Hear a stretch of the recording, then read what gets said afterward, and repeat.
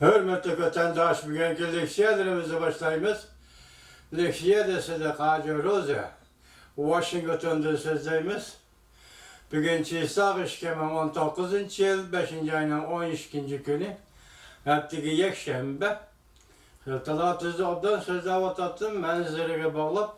Bugün yağmur yağıp kaldı, şunu öy kürdüm. Bırak kuyaş yukarı örlügen seni bu öyünün nuri yani karanlık, yorukluk derecesi de karanlık bulup kaldı vatandaş. Şunu bugün tanışıyaldı mı, tanışıyamadı mı, nurlu bilmeymen. Leksiyana başlayımız hazır. Leksiyadan avval bir cümle söz hazır. Amerika Koşmuş Ştatları'nın Halk Cumhuriyeti oturusundaki soda söhbeti de bozuldu diyen söz oturup çıkmadan bolsa mı? Lekin işki devletlen bu söhbetdeki ciddi münasebetleri keng yiyişki başladı. Onun terakkiyatı keyinki vaqtlarda sizge bizge ma'lum bo'lishi kerak. Şunun münasebetdeki aldı bugün sizlerge leksiya sözlerimiz hürmetli vatandaş. Birinci mavzu. Amerika-Congo münasebeti uzun müddetçe yamallaşıdı. Mavzuda haber 5. ayının 11. günü Alma gazeti ilan kılındı. Haber bunda başladı. Amerika-Congo söhbeti neticeye erişilmedi.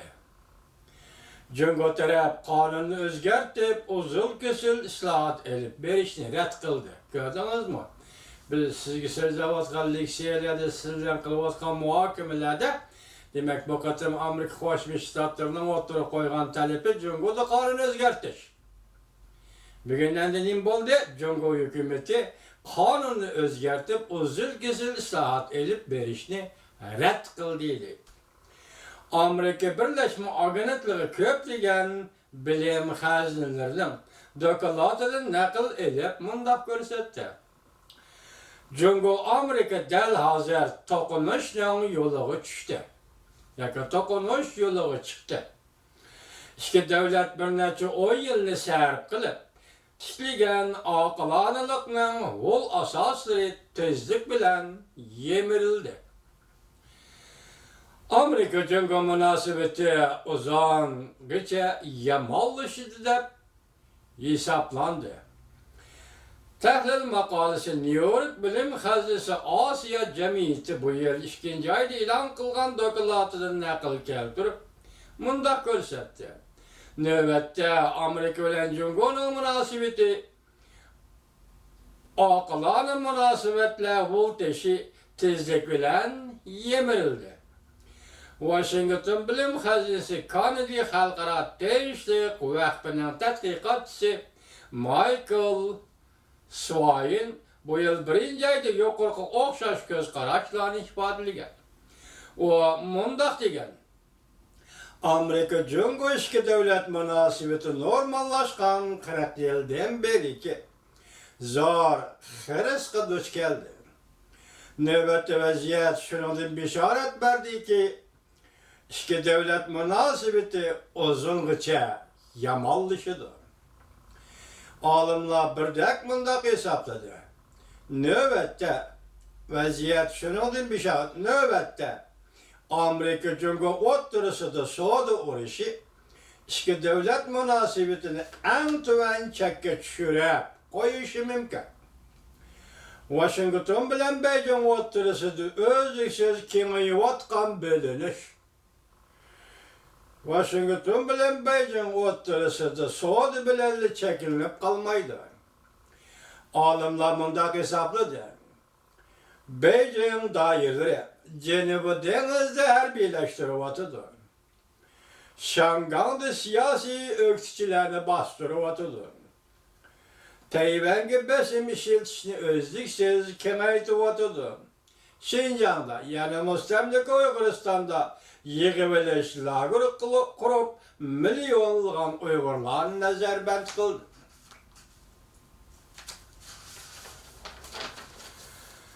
Washington Bilim Hazinesi Brzezinski İlmi Cemiyeti'nin mütehassisi David Dolu mundaq hesapladı. Amerika bilen Congo oturusundaki muhakeme kılınılan mesele xilmi-xil. Men Saudi iqtisat meselesinin mühimliğini onda mühim orana koyalmayman. Dikkat edenler. Nime deydi David Dole? Washington bilen Cumhur Oturası muhakeme kılındıgan meseleler xilmi-xildi. Bunun için men Saudi iqtisat meselesinin mühimliğini onda mühim orana koyalmayman dedi. Saudi iqtisatın başka yana mühim meseleler var davatıdır.